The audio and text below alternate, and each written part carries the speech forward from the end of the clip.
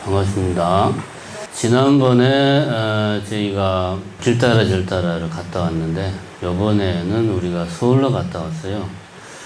흔히 기존의 성지순례 관점에서 보면은 서울로 성지순례 가는 경우는 없습니다. 드물지도 않고 서울로 누가 성지순례를 갑니까? 없습니다. 성지순례가 아니고 불교 문화답사라는 이제 그런 컨셉으로 진행을 하고 있습니다. 그래서 요번에는 아무래도 여름이고 또 기획할 때 7월 중순이고 해서 아마 장마철이지 않을까. 그래서 실내로 가는 게 좋겠다 해서 국립중앙박물관하고 봉은사 서울까지 갔는데 그래도 절 한 군데는 가야지 해서 봉은사 이렇게 두 군데를 갔습니다. 그래서 간단하게 이번에 길따라 절따라 갔던 소감 말씀드리고 마칠까 합니다. 사실 길따라 절따라에서 박물관을 목적으로 간 적은 없어요. 이제 다른 사찰을 가면서 주변에 박물관이 있어가지고 간 적은 있었지만 이번처럼 박물관이 목적이었던 적은 없었습니다. 근데 박물관에 우리 불자들이 가면 심정적으로 불편한 부분들이 있습니다. 거기 계시는 불보살님들 충동도 있고 소조상도 있고 철불도 있고 다양한 형태 그다음 탱화도 있고 많은 불보살님들이 박물관에 계신데 원래 계셔야 될 장소가 아니죠. 원래 계시던 곳은 어떤 사찰, 어떤 절이든 지금은 폐사가 되었거나 아니면 절은 있지만 이런저런 사정으로 해서 그 자리에 있지 못하고 박물관에 계시는 그런 불보살님도 계시고 그렇습니다. 탑 같은 경우는 더더욱이 박물관 마당에 사람들이 잘 찾지 않는 곳에 대부분 있습니다. 가서 보면 부처님이 아무리 부처님이 정말 우리가 보기에도 장엄하고 이렇게 정성스럽게 잘 조성된 분이라고 해도 부처님 혼자만 계시면 우리가 보는 입장에서는 확실히 사찰에서 법당에 모셔진 부처님을 볼 때하고는 느낌이 다릅니다. 법당에 모셔진 부처님은 부처님만 계신 게 아니고 부처님도 계시고 부처님 위에 닷집도 있고 그 좌우에 협시하는 보살님도 계시고 후불탱화도 있고 그 다음에 거기 이제 주변으로 불단도 배치되어 있고 건물 자체가 이제 부처님을 위해서 만들어져 있습니다. 이런 여러 가지 조건들이 결합되어서 우리가 부처님을 장엄을 하는 건데 박물관에 가서 보면 부처님만 계세요, 그냥. 그리고 한 분만 계신 게 아니고 여러분이 그냥 줄줄이 계십니다. 보면 한때는 어느 그 대가람의 그 주인으로 계시던 그런 불보살님들이 말하자면은 난민수용소 같은데 지금 갇혀 계신 거예요. 되게 이제 문화재 입장에서는 문화재라는 관점에서는 잘 국립박물관 같은 데서 그거를 보관을 하고 있으면 문화재 유지보수 입장에서는 바람직한데 우리 어떤 신앙생활하는 우리 입장에서 볼 때는 거기는 난민수용소 같은데 불보살님 입장에서는 자기 집이 아니고 자기 집에서 쫓겨나가지고 무슨 수용소 같은데 지금 갇혀 있는 겁니다. 그래서 항상 박물관을 갈 때마다 느끼는 것은 의외로 어느 박물관을 가든지 우리나라에는 불교 관련 문화재가 많이 있습니다. 그리고 대부분은 아예 한 파트를 불교 문화재만을 따로 전시하는 경우도 많습니다. 그걸 가서 보면 불교 문화재가 의외로 많다는 거에 한 번 놀라고, 두 번째는 평소에 절에서 보던 부처님과 다르게 거기 계시는 부처님들은 왠지 모르게 좀 마음이 아프다. 보고 있으면 마치 우리가 뭘 잘못해가지고 이분들이 여기 계시는 것 같고, 그래서 많은 불자로서 많은 생각을 하게 만듭니다. 그런데 요번에 국립중앙박물관에 갔던 이유는 뭐 여러 가지 있는데, 상설 전시관도 볼 게 많습니다. 불교 조각, 불교 회화 따로 있고, 그 다음에 신라나 뭐 고려 시대의 그 전시실에 보면 많은 경우가 불교 관련 문화재라서 우리가 불자들이 가면 볼 게 많은데, 요번에 이제 조선 전기 시대의 그 각종 문화재를 전시하는 특별 전시를 했습니다. 그거를 이제 보러 갔었는데, 거기에 이제 크게 세 파트로 나눠져 있었어요. 하나는 이제, 도자기. 고려 시대의 청자 시대가 아니고 조선으로 놓으면서 이제 백자가 이제 이렇게 전면으로 등장하는 시기. 그 백자의 아름다움을 따로 한 파트로 모아서 전시하는 게 있었고, 그 다음에 이제 서화라고 그러죠. 이제 글이나 병풍이나 이런 거 모아놓은. 아무래도 조선은, 이 유학을 숭상하는 선비들이 만든 나라다 보니까 그런 이제 서화에 상당히 아주 가치가 높은 서화들이 많았고, 그 다음에 한 파트가 조선 전기에 의외로 많은 불상들이 있습니다. 그런 불상들을 모아서 따로 또 전시를 하고 있었습니다. 그래서 우리가 조선시대 그러면은 뭐 불교를 배척당하던 시대였다. 숭료불 시대다. 이렇게 이제 막연하게 생각하고 있었는데, 정작 가서 보면 조선 전기 시대만 국한해서 놓고 본다면 불교가 상당히 융성했다라는 걸 우리가 보면 알 수가 있습니다. 그런 것들은 새롭게 알게 된 사실이고, 또 하나 가면서 좀 공통 눈에 띄었던 게 뭐냐면, 불부살림들이 많이 전시가 되어 있는데, 조선 전기 시대 이 부처님들 중에 부처님은 거의 대부분이 아미타 부처님이었습니다, 보니까. 그리고 보살님은 관세음보살님이 압도적으로 많았어요.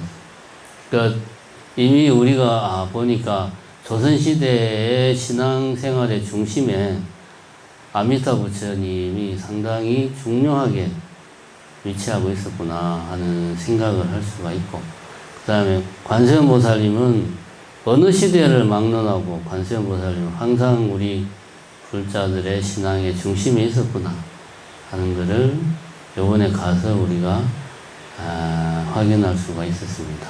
그 다음에 이제 그 불교 박물관 보고 봉헌사를 갔었는데, 우리가 이제 임진왜란을 이야기할 때는 뭐 불자가 아니더라도 성군들의 활약을 항상 이야기를 합니다. 삼행당 대사 이야기하고, 삼행당 대사 같은 경우는 실제로 이제 직책도 그때 당시 뭐 종삼품과까지 돼가지고 승속을 떠나가지고 상당히 높은 관직으로 그렇게 추대가 되었다고 그럽니다. 그리고 뭐 우리가 잘 알듯이 이제 일본에 가서 많은 전쟁 포로도 데리고 오고, 일본에 직접 가서 협상도 하고, 이렇게 임진왜란에서 혁혁한 공을 세운 분이 이제 삼행당 대사고, 삼행당 대사가 그렇게 활약할 수 있었던 것은 임진왜란에서 승군이 차지하는 비중이 그만큼 컸다는 거죠. 근데 어떻게 그게 가능했을까 하는 게, 요번에 이제 봉헌사를 가서 보니까, 봉헌사의 역사에 그러한 봉헌사의 역사를 보니까, 임진왜란 때 왜 승군이 그렇게 큰 활약을 할 수 있었는가 하는 것을 우리가 알 수가 있었습니다.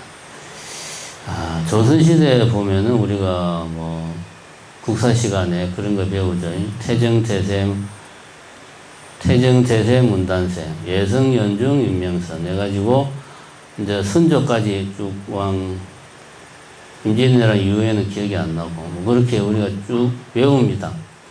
이 중에서 보면 세조까지는 왕실에서 불교를 공식적으로 막 불교를 내걸지는 않았지만은 왕실에서 불교를 왕이 직간접적으로 불교를 비호하고 왕실에서도 불교를 가까이 해가지고 불교가 그렇게 심하게 탄압을 받지는 않았어요. 그랬는데 이제 태정태세 문단세 예성 연 세조 다음에 성 그 다음이 이제 연산군이고 연산군 다음에 예성 연중 중종이에요. 조선시대 불교가 가장 많이 탄압을 받고 불교가 많이 힘들었을 때가 연산군하고 중종 때입니다. 연산군하고 중종 때 많은 사찰들이 폐사가 됩니다.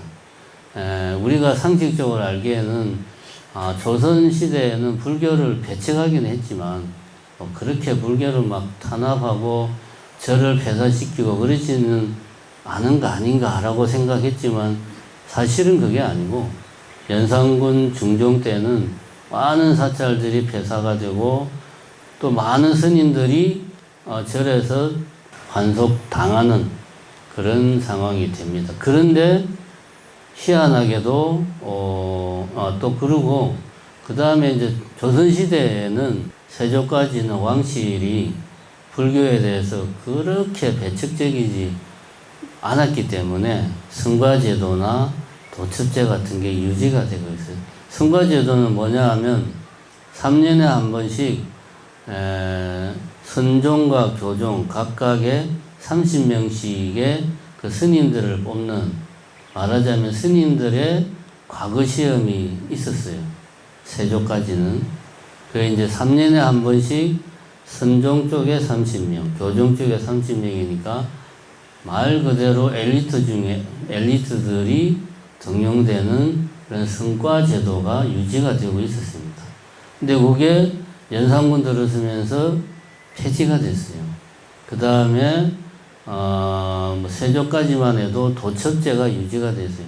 스님들의 성적을 국가에서 관리를 했습니다. 어느 절에 어떤 스님이 있는가를 이제 국가적인 차원에서 이게 관리가 되고 있었는데 이 도첩제도 말하자면 스님들 주민등록제 같은 거지. 요것도 연산군 중종 시대에 폐지시켜버려요. 그랬는데 오히려 그때 스님들이 더 많이 늘어났답니다. 왜냐하면 연산군 중종 시대를 거치면서 살기가 힘들어지니까 백성들이 남자들 같은 경우는 의무적으로 이제 군역과 부역에 의무가 있단 말입니다. 그러면 최소 뭐 이제 좀 머리 큰 한 10대부터 60대까지 거의 평생을 군역과 부역에 의무를 졌다. 군역은 전쟁 나면 무조건 나가서 이제 전쟁터 끌려가야 되고, 부역은 뭐 예를 들면 산성을 쌓는다 하면은 무조건 이제 백성들은 동원돼서 일을 해야 되는 거예요. 이런 것들이 있으니까 백성들이 힘드니까 스님이 되면 그런 거를 면할 수 있으니까 알게 모르게 스님 아닌 스님들이 많아진 거예요. 연산군 중종 시대를 거치면서 불교가 많이 이제 그 탄압을 받고 절이 폐사되고 스님들이 쫓겨나고 그랬는데 오히려 스님들은 더 많아진 거예요. 그런데 요게 이제 나중에 태성, 연중, 인, 명, 선, 명종 때, 그러니까 중종 다음이죠. 명종 때 들어와가지고 명종의 어머니가 문정왕후라. 이 문정왕후가 불교를 아주 신봉하는 분이었어요. 이 문정왕후가 성과제도를 부활시킵니다. 다시. 왜 문정왕후가 했느냐? 뭐 앞에 여러 가지 뭐 역사적인 사실은 생략하고 명종이 11살인가 왕위에 올라요. 그러니까 나이가 너무 어리니까 이제 수렴청정을 하는 거죠. 대비가 왕후가 대신 이제 대비마마가 대신 통치를 하는 거죠. 그래서 명종의 어머니인 문정왕후가 국정을 관장을 하게 됐어요. 그러면서 명종이 이제 불교를 신봉하다 보니까 성과제도를 부활을 시키고 그 다음에 도첩제도 부활을 시킵니다. 그래서 이 명종 때 문정왕후가 부활한 성과제도, 첫 성과제도에 합격한 스님들이 누구냐? 우리가 잘 알고 있는 서산대사하고 삼행당 대사예요. 이 두 분들이 임진왜란에 결정적인 역할을 할 수 있었던 것은 이분들이 아까도 말했지만 성과라고 하는 게 3년에 한 번 30명, 60명을 뽑는 제도란 말입니다. 요즘으로 치면 사법고시보다 더 힘든 국가고시를 통과한 사람들이니까 스님들한테 서산대사나 삼행대사가 한마디 하면 이건 엄청난 권위가 있는 거예요. 그러니까 서산대사가 모든 스님들은 저 왜군들을 다 무찌르기 위해서 나서라 라고 하니까 그 말에 힘이 실리니까 성병들이 그렇게 조직이 될 수가 있었고, 이게 이제 조선시대의 명종 당시에 문정왕후가 도첩제나 성과제도를 부활을 시키는 그런 제도, 그런 어떤 정책이 없었다면 사실은 서산대사나 삼행대사 같은 분들이 나오기도 힘들었고, 그런 분들이 만약에 등장하지 못했다면 임진왜란이 터졌을 때 성군이 과연 제대로 활동할 수 있었을까? 왜냐하면 앞에도 말했지만 성군 스님들이라는 게 연산군 중종 때 불교가 탄압을 받으면서 부역을 피하기 위해서 스님이 된, 군역을 피하기, 군대 전쟁터 나가는 걸 피하기 위해서 스님이 된 사람들이 많았는데, 이런 걸 따져본다면 사실은 명종 당시에 그 문정왕후의 불 정책이 우리나라 불교를 다시 중흥시키는데 큰 역할을 했다 하는 것을 우리가 알 수가 있습니다. 그럼 이 문정왕후하고 봉은사가 뭔 관계가 있냐 하면, 원래 봉은사가, 이것도 이야기가 많지만 생략하고, 세종대왕의 5번째 아들인 광평대군의 능에 딸린 사찰이었답니다, 원래. 그랬다가 이제 그 자리가 또 능의 자리가 바뀌고, 거기가 중종이 이제 그 자리를, 중종이 능을 쓰면서 봉은사가 이제 어떤 그 왕의 능을 보호하는 그런 사찰로 역할을 하게 된 거죠.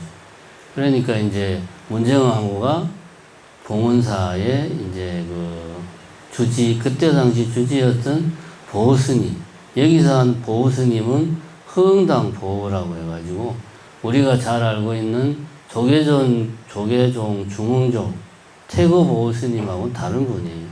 이름만 같은. 태고 보호스님은 고려 말 시대 스님이고, 여기 허응당 보호스님은 조선 전기 시대 스님이죠.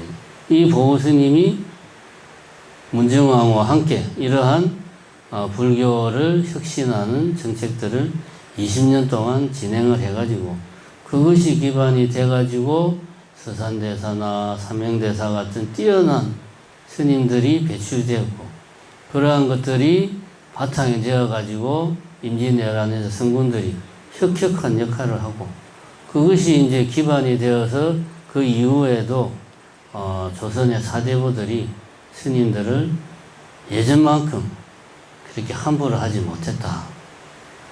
이렇게 우리가 이게 다 연결이 되는 겁니다. 다 연결이 되는, 이런 걸 보면 그런 봉은사에서 그런 생각을 했습니다. 우리나라에서 우리 한국 불교의 역사에서 봉은사는 사실은 온갖 정치승들의 이전 투구의 장으로 이렇게 부정적인 이미지가 많습니다. 사실 지금이야 많이 나아졌지만 그랬는데, 만약에 그 문정왕후 당시에 그 허흥당 보호스님이 봉헌사 주지를 하면서 그렇게 이러저러한 정책도 펴고 스님들의 저변도 확대하고 그런 어떤 개혁을 하지 않았다면 과연 지금의 조계종이 우리가 이런 조계종이 있을 수 있을까? 이런 생각을 했습니다. 스님들이 물론 각자의 스님들이 수행을 하는 것도 중요하지만 수행이 중요한 만큼 불교를 지키고 불교의 저변을 확대하고 신도들의 역량을 키우고 포교를 더 활발하게 하고 정책적으로 불교가 활발하게 성장할 수 있는 정책들을 만들어내고 이러한 일들도 정말 중요하구나 하는 것을 이번에 봉헌사에 가서 제가 느꼈습니다. 그래서 수행만 열심히 한다고 해서 무조건 좋은 스님이 아니다. 오히려 살신성이 내가지고 수행할 시간에 수행을 못하고 이런 포교하고 기도하고 하는 스님들의 역할도 크고 또 행정적인 부분에서 노력하고 고생하시는 스님들의 역할도 크다 하는 것을 우리가 알아야 되겠다. 그리고 신도님들도 지금이야 불교나 기독교나 여러 종교가 다 같이 잘 화합해서 지내고 있지만 항상 신도님들도 자기 자신이 자기 자신의 정체성이라고 말을 해줘. 불자로서 내 자신을 확고하게 자기 중심을 가지고 불교라는 이 바탕이 없으면 나의 신앙생활도 존립할 수가 없구나 하는 생각을 항상 염두에 두고 나의 신앙생활이 우리 불교의 이 성장과 발전에 조금이라도 기여할 수 있는 쪽으로 우리가 그렇게 신앙생활을 해야 되겠다. 이런 생각을 이번에 성지순례 갔다 와서 제가 했습니다. 감사합니다.